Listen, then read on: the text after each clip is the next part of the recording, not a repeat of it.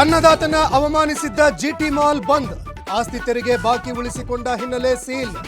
ರೈತನಿಗೆ ಪ್ರವೇಶ ನಿರಾಕರಣೆ ಬಗ್ಗೆ ಕಾರಣ ಕೇಳಿ ನೋಟಿಸ್.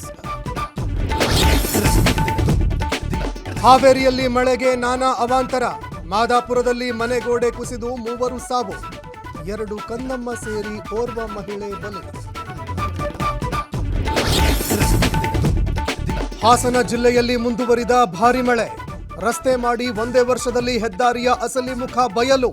ವರುಣಾರ್ಭಟಕ್ಕೆ ರಸ್ತೆ ಕುಸಿತ, ಅಲ್ಲಲ್ಲಿ ಗುಂಡಿ. ಹಾಸನ ಜಿಲ್ಲೆಯಲ್ಲಿ ಮಳೆ ಹಿನ್ನೆಲೆ ಶಿರಾಡಿ ಘಾಟ್ ಬಂದ್, ಮಂಗಳೂರಿಗೆ ಬದಲಿ ರಸ್ತೆ ಮಾಡಿದ ಜಿಲ್ಲಾಡಳಿತ. ಶಾಲೆಗಳಿಗೆ ರಜೆ ಘೋಷಣೆ ಮಾಡಿ ಡಿಸಿ ಆದೇಶ. ಬೆಳಗಾವಿಯಲ್ಲಿ ವರುಣಾರ್ಭಟಕ್ಕೆ ತತ್ತರಿಸಿದ ಜನ, ಕಾರು ಬೈಕುಗಳ ಮೇಲೆ ಬಿದ್ದ ಬೃಹತ್ ಮರ.